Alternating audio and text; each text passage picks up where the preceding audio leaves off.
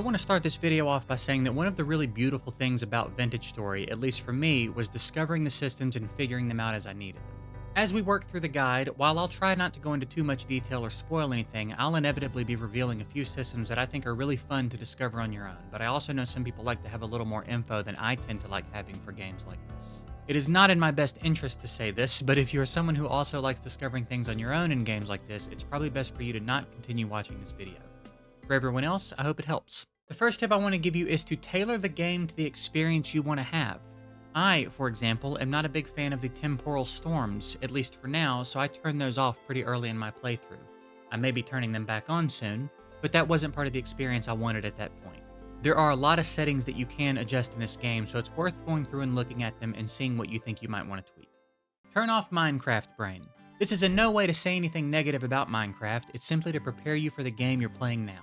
Aside from the voxel-style world and a few sound effects, there really aren't a ton of similarities between the two games. Vintage Story is a deeply immersive survival experience with intricate systems and an immense amount of depth in some very different directions than Minecraft has depth. This is not a game where you should expect to be in the mines on your first or second day or have a fancy starter base on day one. Take your time, learn the systems and mechanics, and try to pace yourself more similarly to how you would if you were actually in the situations this game puts you in when you spawn in. Use your handbook. I made the mistake of not respecting the handbook's importance for my first several days playing this game. You're going to be using this thing a lot if you're playing the game correctly. It will answer almost every single question you could possibly have.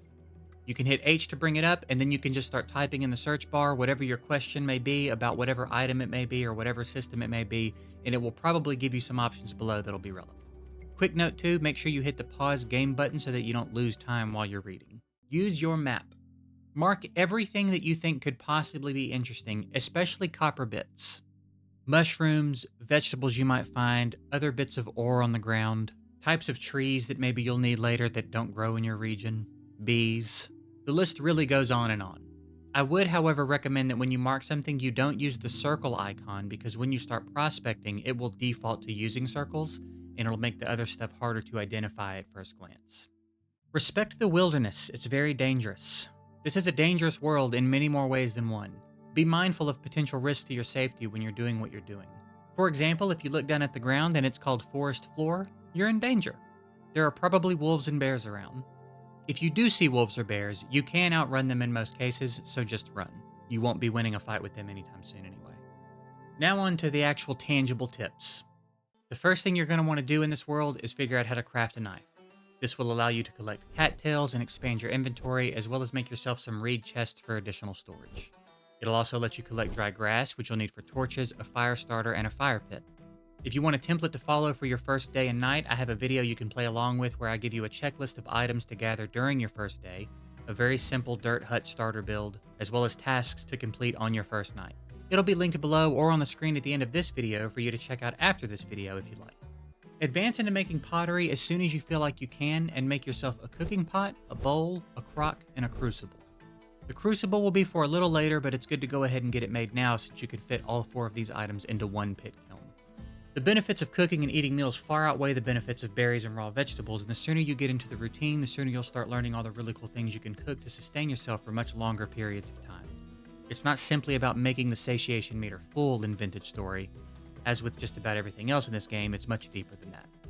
Couple of quick tips for clay forming. You can hold left Alt to freeze your screen in place so that you only move your cursor, and it can make it a lot easier to move your mouse around and do the work that needs to be done. You can also do this with blacksmithing and pretty much anything else. Even if you're just building with blocks, you can hold Alt and your screen will stop moving, and sometimes it's a little easier to manage.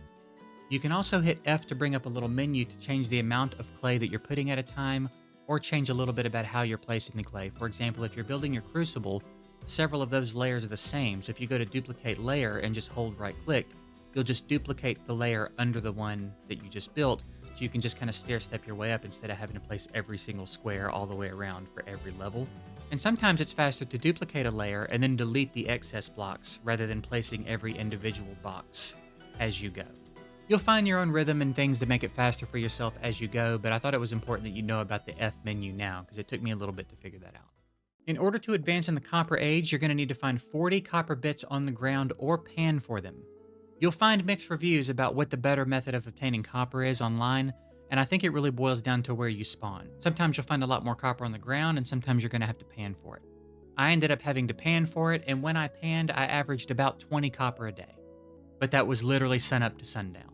So depending on how lucky you're feeling, you can do whatever works for you. You need 40 so that you can make a pickaxe and a hammer, which are the two tools you'll need to mine and process actual copper veins when you find them. The pickaxe is to gather, and the hammer is to break the chunks down into bits that you can then melt in your crucible that we talked about making a few tips ago. Also not a bad idea to start looking into making charcoal because firewood won't burn hot enough to melt copper. Don't underestimate the importance of preparing for winter. Once you find a place you'd like to settle, it's important that you make starting a farm one of your top priorities.